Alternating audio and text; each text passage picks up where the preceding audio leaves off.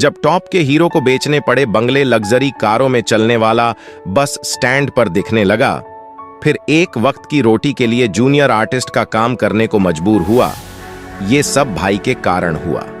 गुजरे जमाने के पॉपुलर एक्टर भारत भूषण ने अपने करियर में कालिदास, तानसेन, कबीर, बैजू बावरा और मिर्जा गालिब जैसे एक से बढ़कर लोगों की भूमिका निभाई। हालांकि जिंदगी के आखिरी दिनों में उनकी हालत बेहद खराब हो गई थी, यहां तक कि 27 जनवरी 1992 को बेहद तंगहाली में उनकी मौत हुई थी। तो आइए जानते हैं उनके जीवन से जुड़ी कुछ बातें। 14 जून 1920 को मेरठ में पैदा हुए भारत भूषण के पिता राय बहादुर मोतीलाल वकील थे। भारत भूषण के पिता चाहते थे कि उनका बेटा भी उन्हीं की तरह वकील बने, लेकिन ऐसा नहीं हुआ क्योंकि भारत भूषण तो एक्टर बनना चाहते थे। पढ़ाई पूरी करने के बाद मुंबई आ गए। भारत भूषण ने अलीगढ़ से ग्रेजुएशन किया और इसके बाद मुंबई चले आए। मुंबई आते ही उनका स्ट्रगल शुरू हो गया।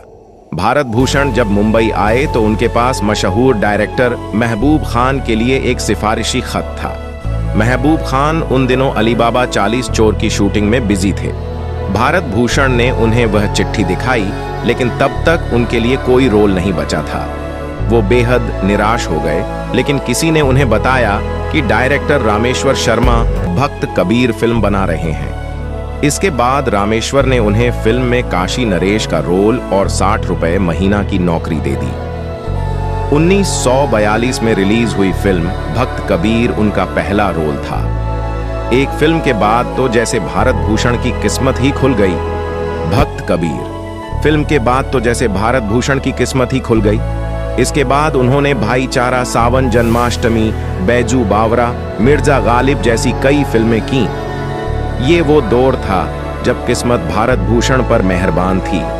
देखते ही देखते उन्होंने मुंबई में न सिर्फ कई बंगले खरीद लिए बल्कि महंगी महंगी कारें भी खरीद लीं। इसी बीच भारत भूषण के बड़े भाई रमेश ने उन्हें प्रोड्यूसर बनने की सलाह दी। इस पर भारत ने बड़े भाई का कहना माना और कई फिल्में प्रोड्यूस की।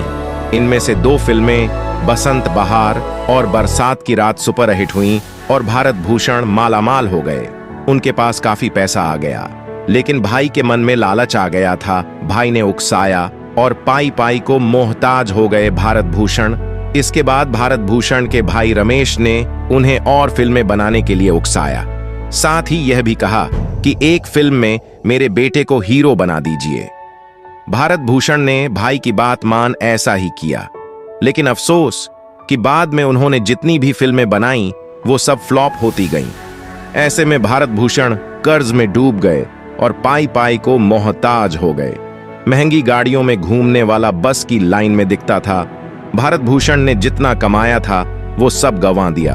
उनके बंगले बिक गए, कारें बिक गईं, फिर भी वो कहते रहे मुझे कोई तकलीफ नहीं।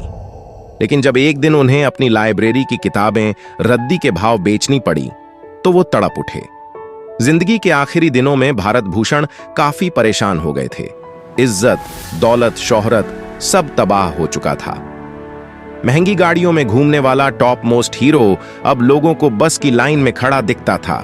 आखिरी वक्त में न कोई इलाज कराने वाला था और न अर्थी उठाने वाला। भारत भूषण कहते थे, मुझे उस वक्त सबसे ज्यादा तकलीफ हुई जब एक प्रोड्यूसर ने मुझसे कहा कि मेरी फिल्म में एक छोटा सा रोल है जूनियर आर्टिस्ट का, अगर तुम करना चाहते हो तो कर लो। मजबूरी में मैंने वो रोल किया, सिर्फ एक वक्त की रोटी के लिए। भारत भूषण आखिरी दिनों में बहुत ज्यादा बीमार हो गए थे, लेकिन अफसोस कि न तो कोई इलाज करवाने वाला था और न ही कोई उनकी अर्थी उठाने वाला। फिल्म इंडस्ट्री में एक बार फिर यह साबित हो गया कि यहां सिर्फ उगते सूरज को सलाम किया जाता है। भारत भूषण ने अपने आखिरी वक्त में कहा था, मौत तो सबको आती है लेकिन जीना सबको नहीं आता, और मुझे तो बिल्कुल नहीं आया। 10 अक्टूबर 1992 को 72 साल की उम्र में तंगहाली से जूझते जूझते भारत भूषण इस दुनिया को छोड़कर चले गए। तो दोस्तों, भारत भूषण जी की ये कहानी आपको अच्छी लगी हो तो एक लाइक जरूर करें। मेरे चैनल को प्लीज सब्सक्राइब करें। अपना ख्याल रखिए। धन्यवाद।